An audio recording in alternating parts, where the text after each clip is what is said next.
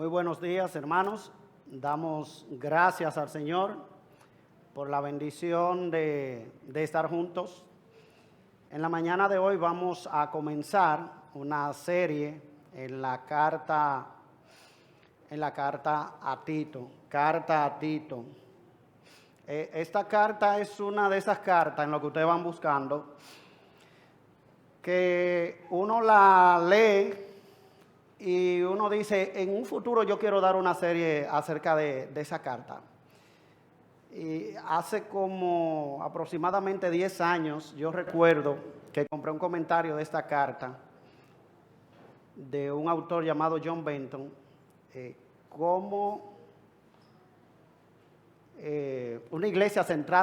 enderezar una iglesia centrada en sí misma.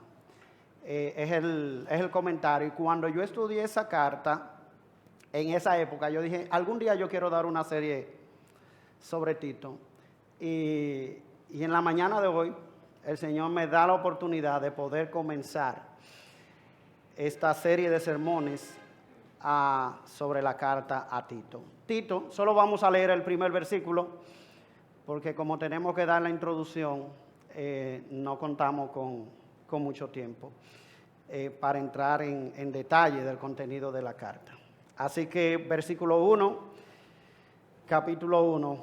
Pablo, siervo de Dios y apóstol de Jesucristo, conforme a la fe de los elegidos de Dios y el conocimiento de la verdad, que es según la piedad. Amén. Padre, en una ocasión tu siervo Moisés decía, si tu presencia no ha de ir con nosotros, no nos saque de aquí. Nosotros somos conscientes de que es imposible hacer tu obra sin contar con tu presencia.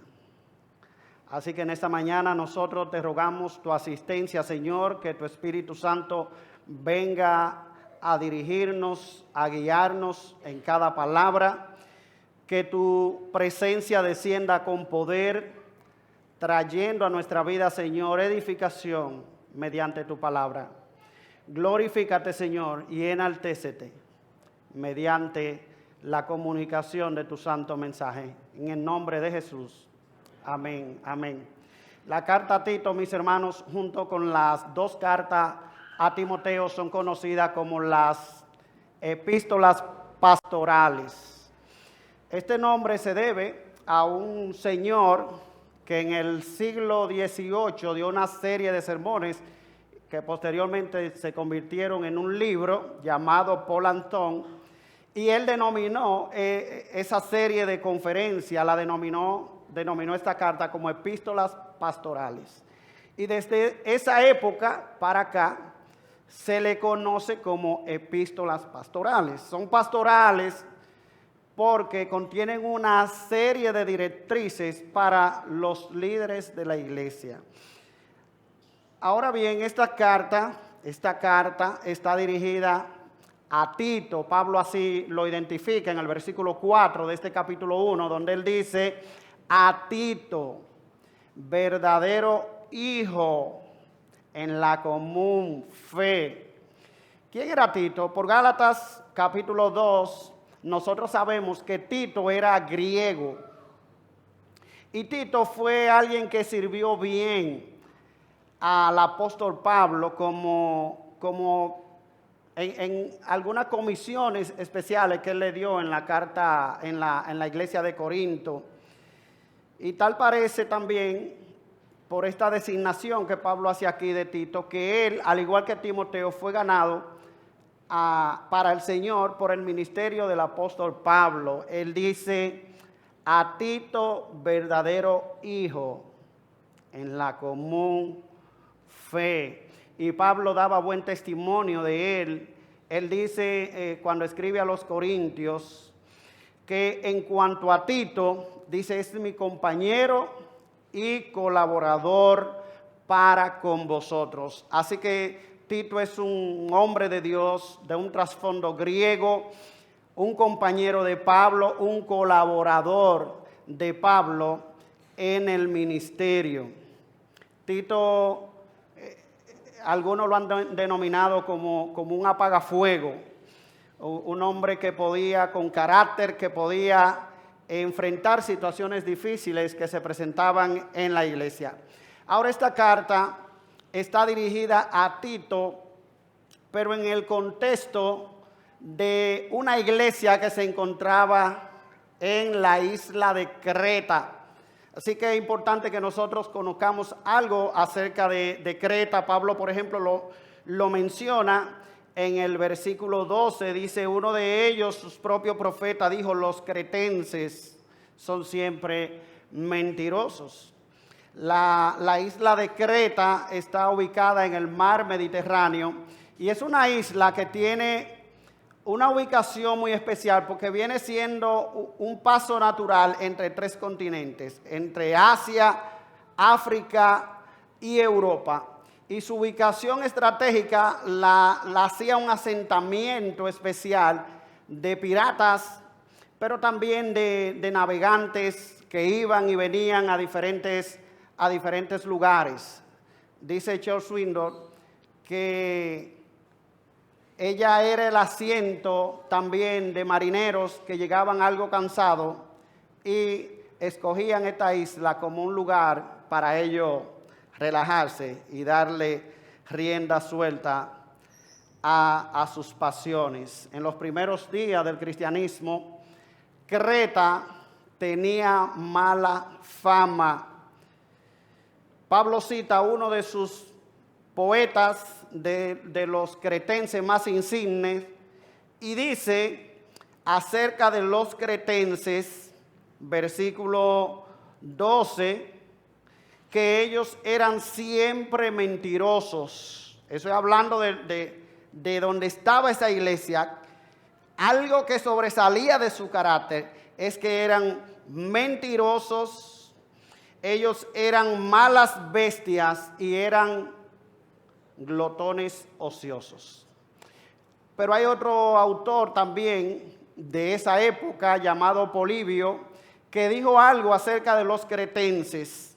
Él dijo que la avaricia y la glotonería son innatas en la tierra de Creta, que es el único pueblo entre los que no existe ninguna clase de deshonra. Imagínense. Usted puede cometer en Creta cualquier barbaridad, cualquier inmoralidad, y eso era considerado como una virtud. Esta gente no tenía ningún tipo de freno moral. Así era Creta. De hecho, hay una palabra para mentiroso en griego que es cretizo. Ser un mentiroso, ser cretense, era sinónimo de ser mentiroso. Imagínense cuál era el contexto en el que esta iglesia a la que Tito tenía que dirigirse y trabajar se desenvolvía, en el que ellos vivían. Ahora, ¿cuál es el tema, mis hermanos, de esta carta? Hay dos temas que son los que más sobresalen en la carta a Tito, y es la sana doctrina y buenas obras. Si usted hace un ejercicio, porque son 3 capítulos breves, en su casa, usted comienza a subrayar las veces que habla de sana doctrina, para que sean sanos en la fe, buenas obras, se dará cuenta que son temas relevantes.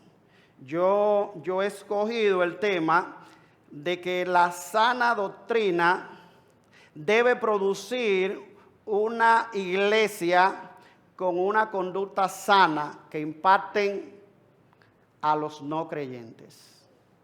El tema de esta carta tiene que ver con la enseñanza de la sana doctrina que produce una conducta sana que impacta a los no creyentes. Ahora, me gustó bastante un enfoque que hacen 2 comentaristas, John MacArthur y Gordon Fee.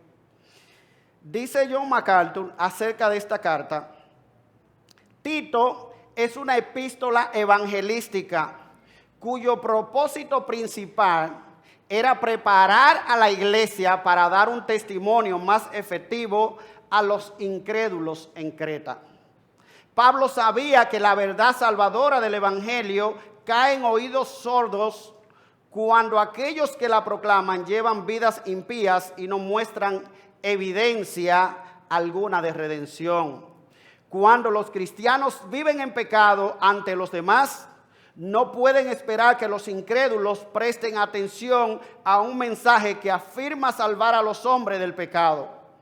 Uno de los testimonios más convincentes que un cristiano puede dar es el de una vida justa, santa, generosa y abnegada. Fue por esta misma razón que Pablo recordó a los cristianos en Creta que nuestro Señor se dio a sí mismo para redimirnos de toda iniquidad y purificar para sí un pueblo propio, celoso de buenas obras. Cierra la cita de John MacArthur. Gordon Fee va por la misma línea y dice: esta carta expresa una preocupación por el evangelio en el mundo. Y cita versículo 1 del capítulo 1 y 3 del 8. Por tanto, el tema dominante en Tito son las buenas obras, dice Fee. Es decir, el comportamiento cristiano ejemplar y por ello por causa de los no creyentes. Cristo murió precisamente para crear un pueblo así, celoso de buenas obras. Aún las relaciones y actitudes entre los creyentes han de ser de tal manera que los no creyentes no solo no rechacen el evangelio, sino que incluso se sientan atraídos hacia él. Y hago este énfasis, mis hermanos, porque es algo que estaremos enfatizando durante toda nuestra serie. Cómo la iglesia es la estrategia evangelística o la estrategia misionera en el Nuevo Testamento. Nosotros como iglesia somos el agente misionero de Dios para dar a conocer su buena noticia de salvación. Ahora bien, mis hermanos, si la iglesia ha de ser un agente de transformación para el mundo, entonces los creyentes hemos de estar comprometidos con la causa de Cristo. Si la iglesia ha de ser un agente de transformación en el mundo, entonces nosotros hemos de estar comprometidos con la causa de Cristo.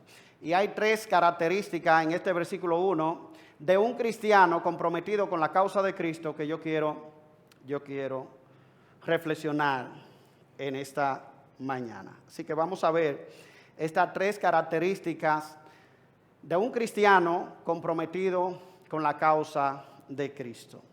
¿Cómo luce un creyente comprometido con la causa de Cristo? En primer lugar, un creyente comprometido con la causa de Cristo tiene una voluntad rendida a Dios. Tiene una voluntad rendida a Dios. Pablo está presentando en esta carta sus credenciales. Tito conocía a Pablo, Tito sabía quién era Pablo, pero estas cartas por lo regular eran leídas también en las iglesias. Así que Pablo está presentando para aquellos que no lo conocen, él está presentando sus credenciales. Y él se presenta aquí en el versículo 1 como siervo de Dios y apóstol de Jesucristo. Dice Pablo, siervo de Dios y apóstol de Jesucristo. Pablo se presenta como un siervo de Dios. ¿Qué es un siervo de Dios, mis hermanos? La palabra que se usa, muchos saben aquí, para siervo es la que se usaba para referirse a un esclavo. De hecho, hay un libro muy famoso por ahí que se titula Esclavo. Doulo. Esa palabra se refiere para alguien que ha perdido derechos sobre sí mismo. Para denominar una falta de libertad. Para referirse a la sujeción de la voluntad propia a otro. Así que Pablo se confiesa aquí de entrada como un esclavo, Aunque este término de esclavo o de siervo es una frase que tiene que ver con humildad, con humillación. Sin embargo, también en la Biblia, mis hermanos, este término comporta una dignidad y un alto honor, porque este es el título que Dios le confirió a Moisés, a Josué y a los profetas. Así que ser siervo de Dios, aunque implica la pérdida del derecho sobre sí mismo, también significa seguir las pisadas de los grandes siervos de Dios. Todo aquel que se llama siervo de Dios no se pertenece a sí mismo, sino a Dios. No es más que un esclavo.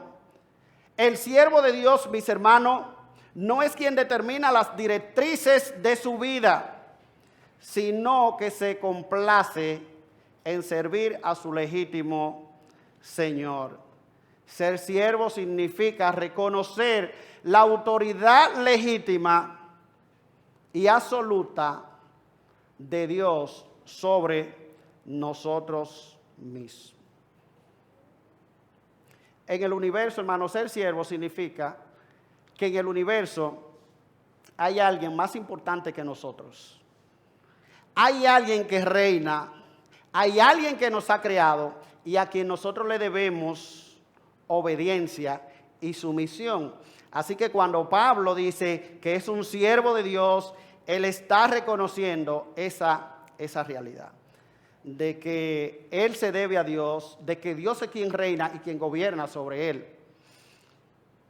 Ahora, la alternativa a ser siervo de Dios, mis hermanos, no es la de ser libre para nosotros hacer lo que nosotros querramos, sino es la de ser esclavo del pecado, bajo el dominio del mundo, de la carne y del diablo, como dice Pablo en esta misma carta, capítulo 3, versículo 3, cuando dice: porque nosotros éramos también en otro tiempo insensatos, rebeldes, extraviados, esclavos de concupiscencia y deleites diversos, viviendo en envidia, en malicia y envidia, aborrecibles y aborreciéndonos unos a otros.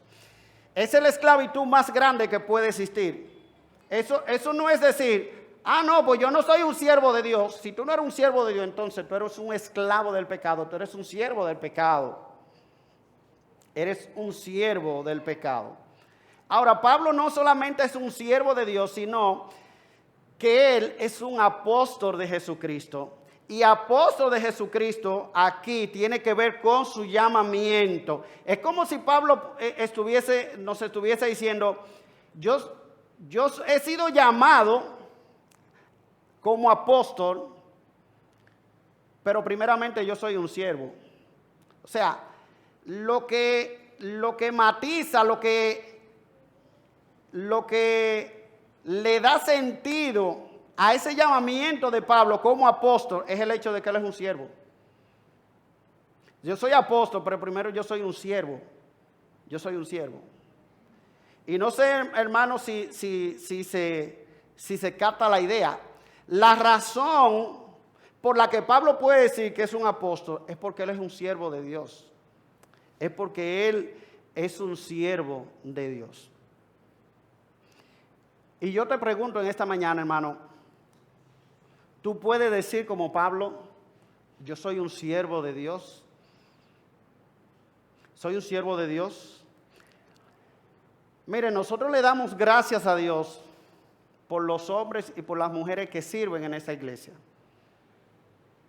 Gente que no tiene horario, gente que no tiene pero, cuando se trata para el servicio en la obra de Dios. Porque ellos saben que han sido comprados por precio. Y no hay pago, no hay nada, hermano, que media en eso. Ellos tienen un compromiso con Dios. Ahora, ¿usted sabe cuáles son las tareas más difíciles que tienen cualquier líder en cualquier iglesia?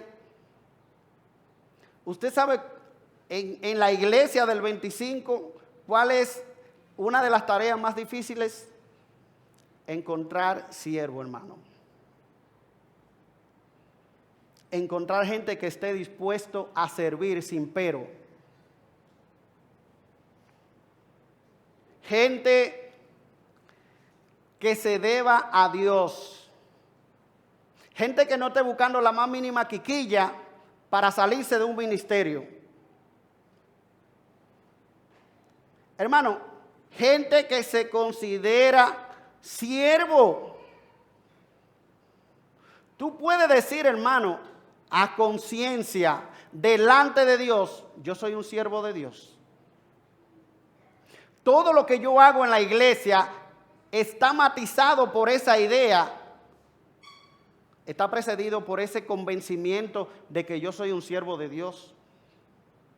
Yo barro, yo sirvo, yo canto, yo predico. ¿Sabe por qué? Porque los amos de muchos hermanos es su profesión, es su pasatiempo, es su carácter, es su propio capricho. Es su propio capricho. Gente que dice, bueno, yo sirvo, pero hay que cumplir su lista de demandas. Así no sirve un siervo, hermano.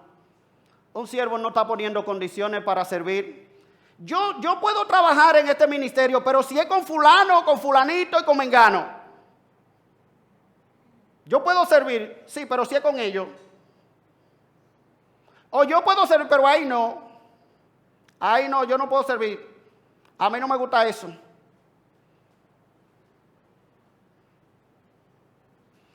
Hermano, ¿sabe por qué se hace tan difícil encontrar siervo? Porque hay otro amo que han ocupado nuestro corazón. Hay otro amo. Cuando tú tienes problemas para ofrendar, hermano, ¿sabes qué significa eso? Que el dinero es tu amo. El dinero es tu amo. ¿Sabe por qué se hace tan difícil encontrar gente que pueda comprometerse a tiempo largo, cumpliendo determinada tarea? ¿Sabe por qué? Porque la gente no se considera siervo de Dios. Ay, no, es que eso es demasiado tiempo. Yo tengo una agenda muy ocupada. No, hermano, es que eso es mucho sacrificio. En el fondo, cuando se trata de involucrarnos en el servicio de Dios, hermano, siempre nosotros estamos buscando pero. Siempre hay otras cosas a las que nosotros le estamos dando prioridad. Entonces, hermano, tú te puedes calificar como cualquier otra cosa, pero no como un siervo. Porque el siervo no tiene voluntad propia. El siervo no tiene una agenda propia. El siervo de Dios le dice, Señor, ¿cuál es tu agenda? ¿Dónde es que tú quieres que yo te sirva? Y usted sabe que no está esperando que Dios le va a hablar de manera audible y le va a decir, mira, ponte en el ministerio de música, ponte en el ministerio de evangelismo, ponte en el ministerio aquel, ponte en el ministerio de jóvenes, en el ministerio de pareja. No, hermano, Dios te va a guiar a alguna necesidad que hay en la iglesia y alguien te va a solicitar para que tú sirvas en ese ministerio. Pero lamentablemente, hermano,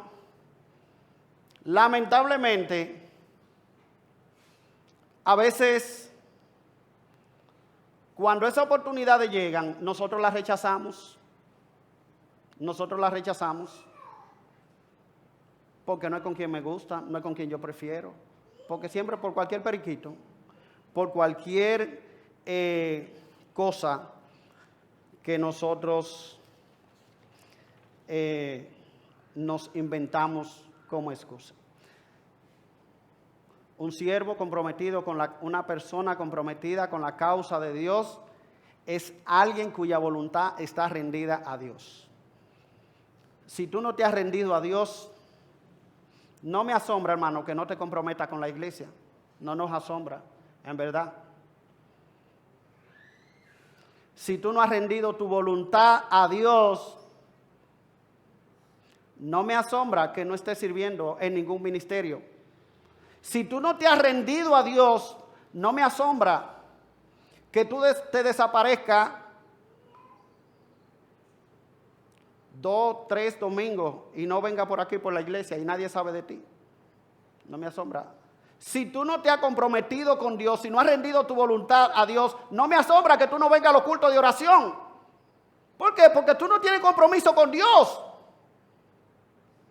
¿No tienes compromiso con Dios? Entonces, ¿cómo podemos nosotros esperar que tú vengas a tener compromiso con la iglesia? No. Así que en el fondo, hermano, de lo que se trata es mi voluntad está rendida a Dios. Yo he rendido mi voluntad a Dios. De eso es que se trata. En segundo lugar, un creyente comprometido con la causa de Cristo tiene como prioridad proclamar el Evangelio. Pablo, siervo de Dios y apóstol de Jesucristo, conforme a la fe de los escogidos de Dios. Pablo se describe aquí como apóstol conforme a la fe de los escogidos de Dios. Esto quiere decir que el llamado de Pablo como apóstol se basa fundamentalmente en la proclamación del Evangelio para que aquellos que han sido escogidos lleguen a la fe en Jesucristo. Y usted puede decirme, ¿cómo? Esa es la idea del texto, hermano. Y yo quiero mostrarle solo algunas traducciones para que usted vea. La Dios habla hoy lo traduce como Pablo, siervo de Dios y apóstol de Jesucristo, enviado por Él para que los elegidos de Dios lleguen a la fe. Dice otra traducción, Pablo, esclavo de Dios y mensajero, a quien Jesucristo llamó y envió a llevar fe a los escogidos de Dios. Otra traducción, Pablo, siervo de Dios y apóstol de Jesucristo, para conducir a los elegidos a la fe de Dios. Mis hermanos, sobre esta base es la que Pablo establece la prioridad de su ministerio. Pablo dice, miren, yo soy un siervo de Dios que he sido llamado como apóstol para predicar el Evangelio. Esa es mi principal tarea. Esto es a lo que yo me dedico. Si usted le preguntase a Pablo, ¿cuál es tu trabajo? Pablo, ¿para qué tú vives? Yo vivo para predicar el Evangelio, respondería Pablo. Él ha sido enviado por Jesucristo con la finalidad de hacer que a través de la predicación del Evangelio los elegidos lleguen a la fe y sean confirmados en ella. La predicación del Evangelio es la primera meta en el ministerio del apóstol Pablo. Esta es la misma idea que Pablo le dice a Timoteo cuando le dice en la segunda carta, capítulo 2, versículo 10, lo siguiente. Por tanto, dice Pablo, todo lo soporto por amor de los escogidos, para que ellos también obtengan la salvación que es en Cristo Jesús con gloria eterna. Dice Pablo, yo padezco todo lo que haya que padecer, todas las adversidades, todo el trabajo que tenga que realizar por amor de los escogidos, para que ellos también obtengan la salvación que es en Cristo Jesús con gloria eterna. Hermanos, saber que Dios tiene sus escogidos en absoluto debe paralizarnos en cuanto a nuestra responsabilidad en la predicación del Evangelio. Es más, lo que nosotros vemos en la palabra de Dios es lo contrario. Es lo contrario.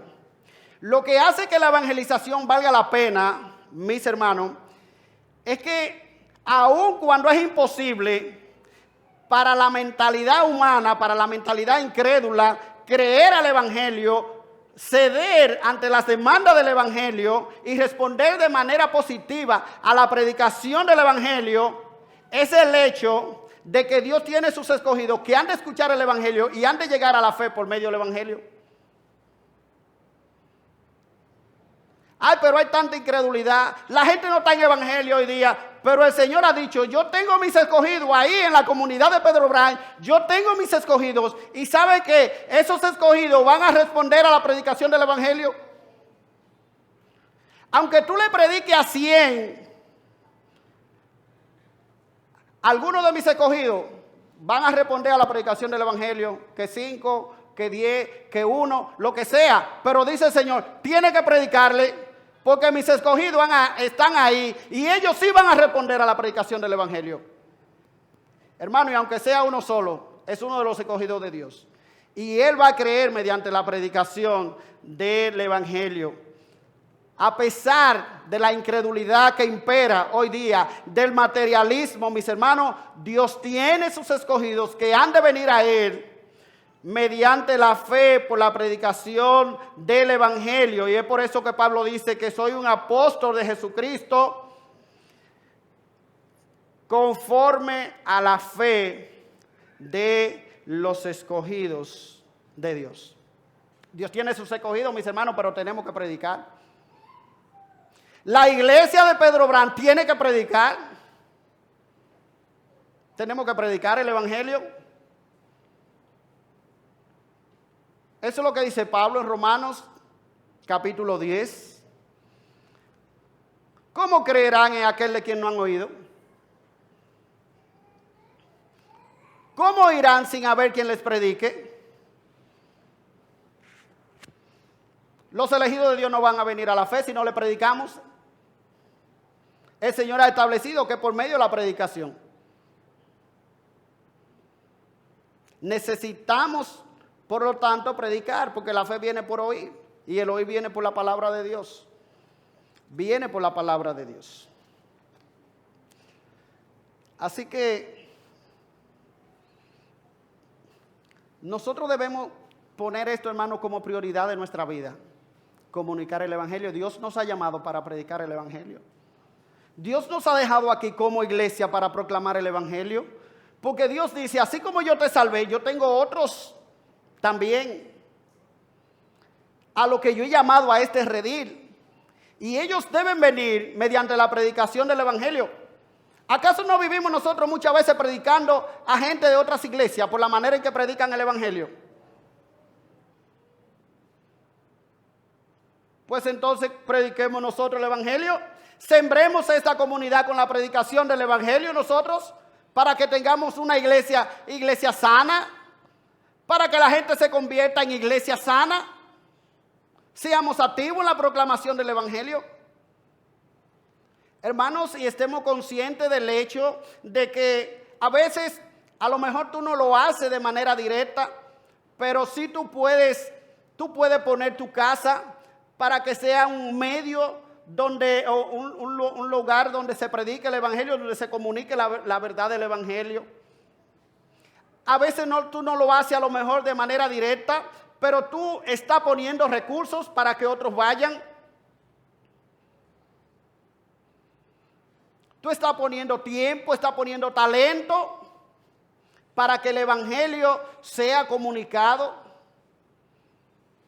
Así que hemos sido llamados, dice Pablo, para traer fe, conforme a la fe de los escogidos, para que sus escogidos lleguen a la fe.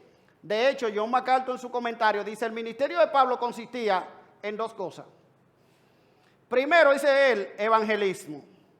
Evangelismo, conforme a la fe de los escogidos de Dios, para que los escogidos de Dios vengan a la fe.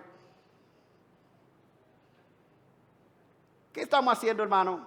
Para que la gente conozca del evangelio. Hemos anunciado algunas cosas en la iglesia que estamos haciendo, ok, pero mi respuesta es, tú de manera particular, ¿qué estás haciendo? ¿Qué estás haciendo? Tú le estás diciendo a algún vecino, a algún amigo, que la única esperanza que hay en este mundo se encuentra en Cristo Jesús. Tú le estás comunicando a tus familiares. Tú le estás comunicando aquella persona con la que tú te relacionas día a día, que hay un Salvador, alguien que puede perdonar sus pecados, que puede librarle de la esclavitud en que ellos están sometidos, al alcohol, al placer, a las diferentes manifestaciones del pecado. Les estamos diciendo, hermano, que es esperanza en Cristo. Estamos conscientes de la urgencia, hermano, de nuestro llamado, que hay gente que está día tras día partiendo de este mundo a la eternidad sin Cristo. Estamos compartiendo el evangelio con los no creyentes. Si esto no es así, se debe básicamente a dos cosas. En primer lugar, no estamos siendo a nuestro mandato como siervos. Y en segundo lugar, es posible que tu testimonio, igual que pasaba con los cretenses, no te permita abrir la boca. No te permita abrir la boca. Mira, pero tú sabes que el evangelio es lo mejor que hay. Evangelio. ¿Y tú eres evangélico? ¿Tú eres evangélica? ¿Qué? ¿Y desde cuándo? No, yo soy evangélica desde chiquitica. Evangélica, segura. Evangélico, seguro.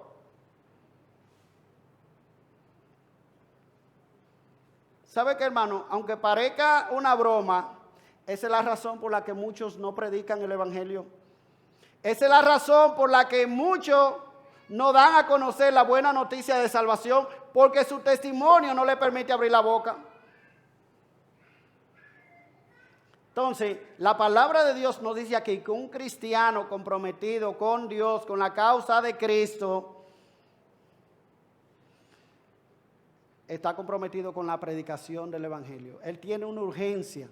Y Pablo dice, he sido apóstol, llamado como apóstol de Jesucristo, conforme o para la fe de los escogidos.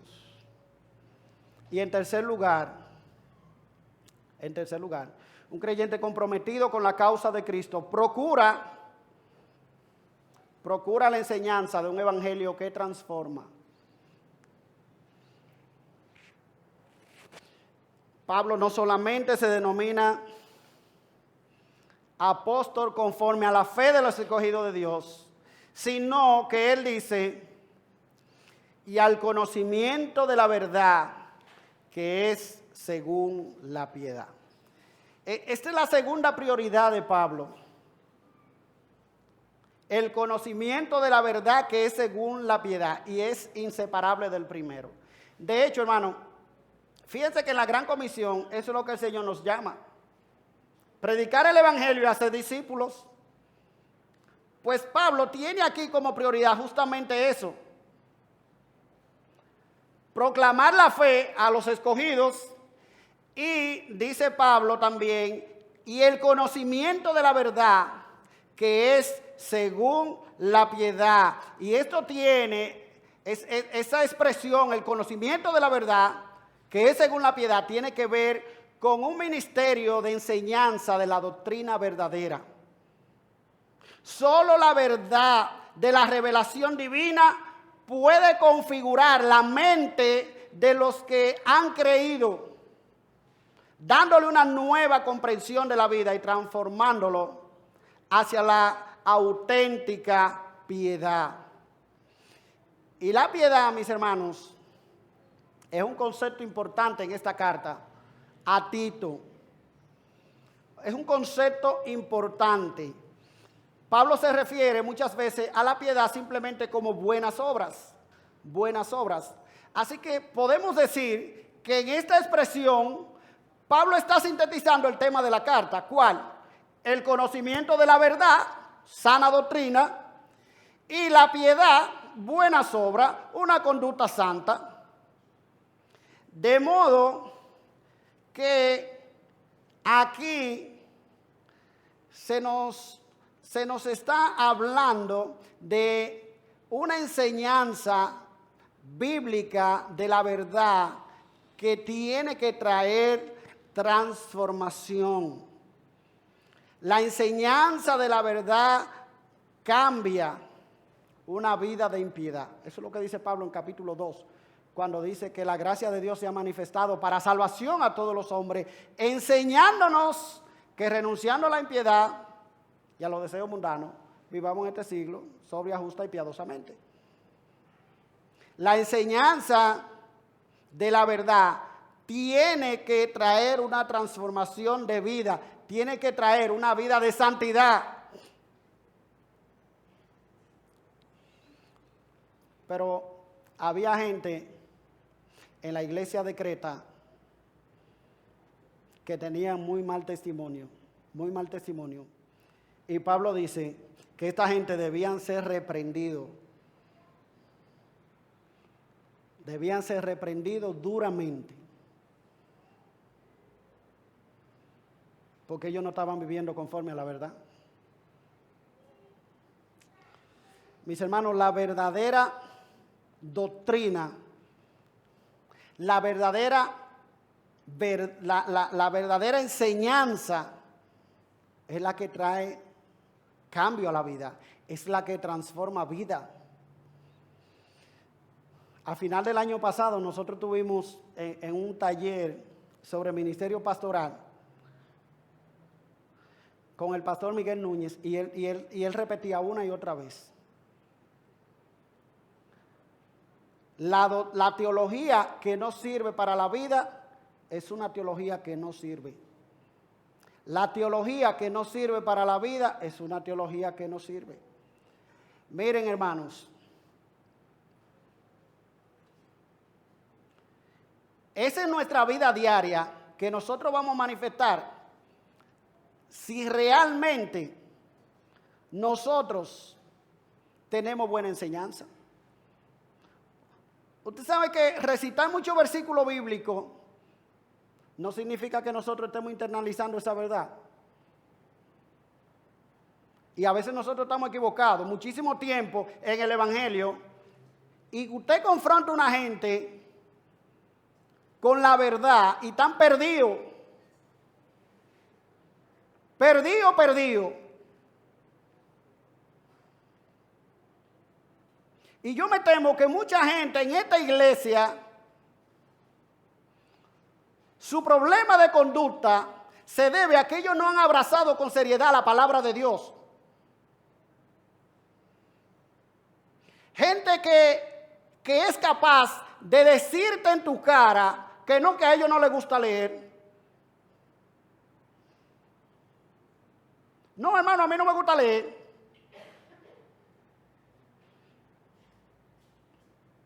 Gente que es capaz de decir que no recuerdan la última vez que hicieron un devocional.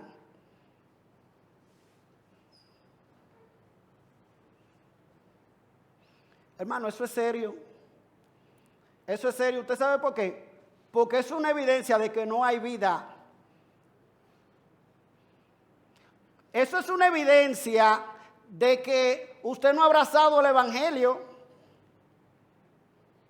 La verdad tiene que traer transformación de vida. La proclamación verdadera y fiel del Evangelio tiene que afectar en algo la vida del cristiano, del que se llama cristiano. Los cretenses, la iglesia en Creta, no puede seguir siendo como los cretenses. Tiene que ser diferente. Tiene que diferenciarse. Miren, hermano, usted no se imagina la decepción que uno se lleva muchas veces para su casa y lo que uno sufre. Por ejemplo, en la escuela dominical, miren, hermano, eso es serio. A ver si una semana, 2 semanas, 3 semanas, vamos a estudiar un capítulo de algo que se lee en 15 minutos muchas veces. Y usted viene y se sienta ahí. Y usted sabe que un 70, un 80% de los miembros de la clase no leen el material, no sacan tiempo para leer el material. ¿Usted sabe por qué? Porque ellos no están en esto. Porque ellos tienen otras prioridades. El conocimiento de la verdad, de la verdadera, de la sana doctrina, no es una prioridad para su vida. Entonces, cuando vienen los problemas matrimoniales, cuando vienen la dificultad en el trabajo, cuando viene que se fueron al puño con alguien, cuando vienen esa manifestación de carácter hacia afuera, debemos asombrarnos. Debemos asombrarnos. No, hermano. Es que no hay una prioridad en su vida cristiana en la cosa de Dios.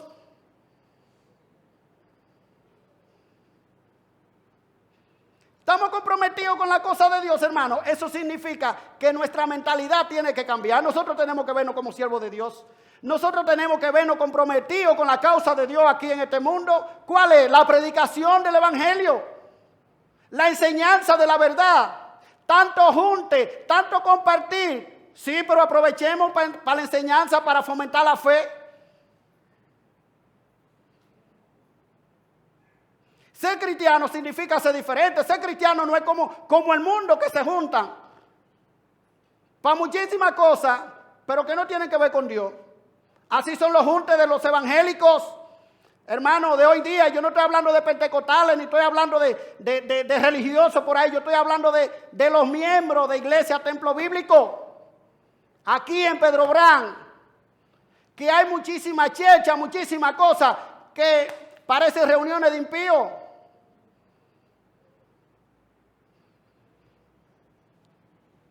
Y una prioridad del cristiano tiene que ser el conocimiento de la verdad, que es según la piedad. Si no estamos manifestando la piedad, mis hermanos, en la vida, algo anda mal.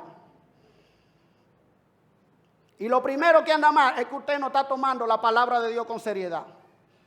Usted no está haciendo devocional, usted no está orando, usted no tiene una relación vital con Dios.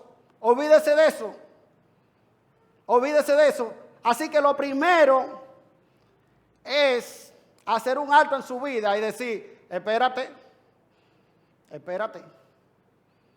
Yo estoy viviendo como un impío, como un inconverso.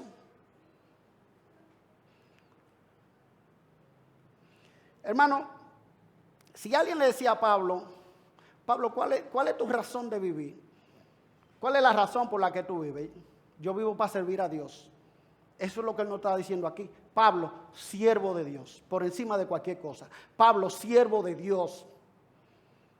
¿Y qué tú haces para servir a Dios? Predicar el evangelio para que los impíos se conviertan, para que aquellos que Dios ha llamado vengan al conocimiento de la verdad. Yo predico el evangelio y también, ¿y qué más tú haces? Yo enseño la doctrina verdadera, yo enseño la palabra de Dios para que la gente aprenda a vivir de manera que agrade a Dios. Hermano, es así que nosotros tenemos que vivir. Sometido a Dios, rindiendo nuestra voluntad a Dios día tras día, predicando el evangelio y exhortándonos los unos a los otros. Si nosotros no estamos haciendo esto, estamos fallando. La iglesia está mal. Ocupado en ñoñería y en cosas que no me saludaron, que mira que fulanita, que fulanito, que esto, que aquello, en chisme. No, hermano.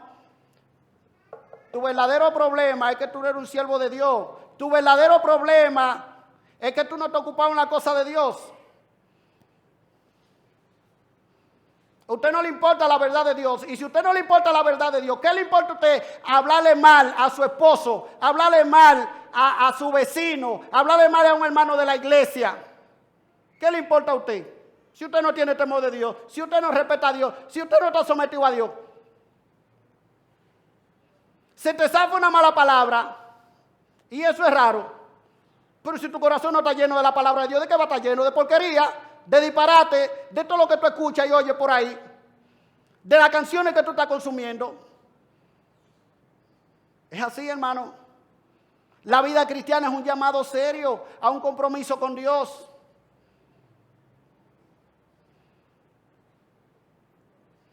Pero usted sabe qué, lamentablemente, mucha gente escucha esto y se hacen de oído sordo. Se hacen de oído sordo. Si alguien hace un perfil de tu vida, hermano, qué va a decir? Él era un muy buen profesional, muy buen profesional. Ella era una mujer muy diligente, muy negociadora, muy habilidosa en los negocios.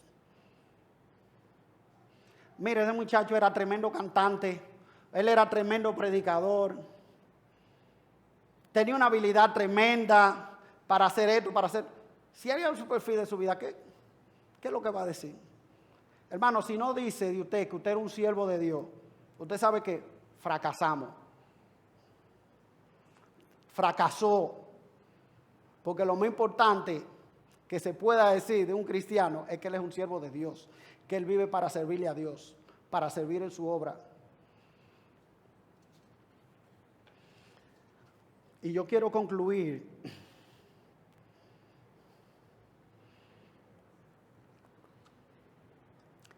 con la seriedad con que Pablo comienza sus cartas, pero como esta es la que nos atañe, con la seriedad de esta salutación. Probablemente si nosotros hubiésemos escrito esta carta a Tito, en vez de usar tantos conceptos teológicos, hubiésemos usado más conceptos afectuosos. Tal vez un hola Tito. Tal vez lo primero que hubiésemos puesto es un querido Tito. Pero este no es el caso aquí. Este no es el caso aquí. Las instrucciones que Pablo tiene para Timoteo son urgentes y solemnes y deben ser atendidas con la debida seriedad. Mire que Pablo dice luego a Tito, verdadero hijo en la común fe. Pero Pablo no usa términos afectuosos. ¿Sabe por qué, mis hermanos? Porque por muy intensas y sentidas que fuera la amistad entre Pablo y Tito, Tito no debía recibir estas instrucciones, estas enseñanzas como los consejos de un amigo, sino como los mandatos de un apóstol. La obra cristiana, mis hermanos, dijo un siervo de Dios, no puede estar subordinada a las demandas de la amistad personal. Y esto es vital porque todos nosotros realizamos ministerio en el contexto de relaciones muy cercanas. A veces nosotros seremos confrontados por personas con quienes tenemos una relación muy cercana. A veces tú vas a ser confrontado por tu papá. A veces tú vas a ser confrontado por tu mejor amigo.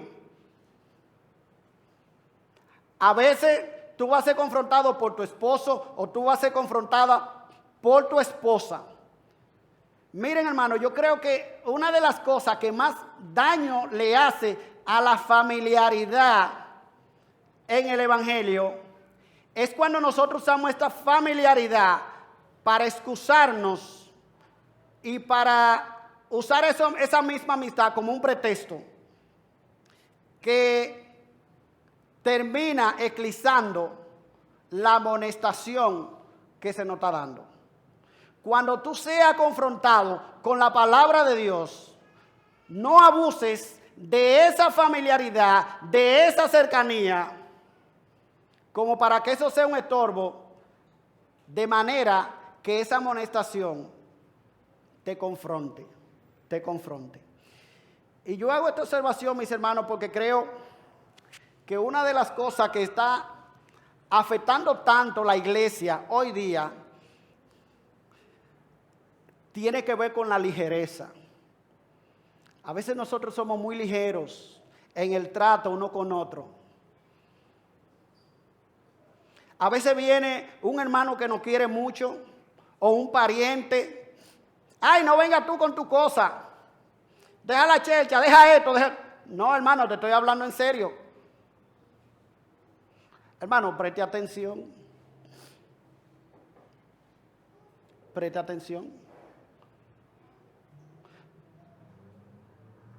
no quiera abusar de esa cercanía, de esa relación, como hace mucha gente, se ofenden, dejan de hablarle al otro. Hermano, pero es la responsabilidad que nosotros tenemos que reaccionar como cristianos. ¿A quién es que usted espera que el Señor le va a mandar? ¿A Miguel? ¿A Gabriel? ¿Qué es lo que usted está esperando? ¿Que el Señor se le aparezca de noche una voz rara que le hable a usted? No, es a sus hermanos de la iglesia. Y a veces esos hermanos va a ser tu papá, va a ser tu esposo, va a ser tu hijo, va a ser cualquiera de aquí, de la iglesia. Y tome con seriedad las amonestaciones que a usted se le hace basado en la palabra de Dios. Mira, mi hijo, espérate. Mira, hermano, espérate. Mira, tú sabes que somos amigos y todo, pero tú no estás bien. Tú no vas bien. Tú estás caminando al precipicio. Tú no te estás dando cuenta. Tú te estás volviendo loca,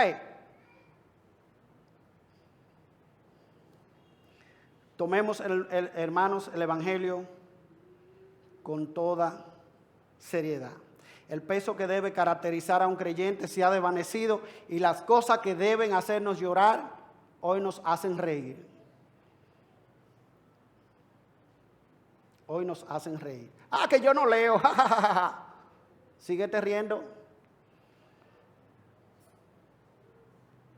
Síguete riendo, hermano. Con lamentación lo digo. Que un día vas a llorar. Vas a llorar. Hermano, estas cosas son serias y debemos tomarlas como tales. Cuando sea confrontado con el Evangelio, tiene que reflexionar, porque se trata de las cosas más serias que hay en el mundo. Yo espero en el Señor que estas cosas nos amonesten y nos hagan tomar con toda seriedad, mis hermanos, y nos hagan cambiar de rumbo como iglesia y como individuo, y que el Señor permita que nosotros podamos ser ese tipo de iglesia, una iglesia sana, que cuando se hable de la iglesia Templo Bíblico Pedro Brán, se hable de una iglesia sana, una iglesia no solo donde se enseña sana doctrina, sino donde hay hombres y mujeres que son piadosos, que honran y glorifican el nombre de Dios. Padre, gracias nosotros te damos en esta mañana, gracias por tu verdad. Gracias por tu palabra que ha venido a nosotros. Ayúdanos a escudriñarla. Ayúdanos, Señor, a poder crecer en ella día a día. Que sea nuestro deleite. Señor, que ellas sean como miel a nuestro paladar. Que podamos disfrutar sus enseñanzas, Señor. Que podamos gozarnos con cada descubrimiento que hacemos en tu palabra. Señor, que seamos amonestados con ella. Que seamos corregidos. De manera que día tras día, cuando nosotros miremos hacia atrás, podamos ver cómo tu palabra nos ha ido enderezando. Cómo tu palabra nos ha ido cambiando, nos ha ido transformando. Y cómo nosotros podamos decir de nosotros mismos que aunque no somos perfectos, no somos lo que ayer fuimos. Porque tu gracia está operando en nuestra vida, en nuestros corazones, y nos está haciendo semejante a Cristo. Te pedimos estas cosas por Cristo Jesús. Amén. Amén.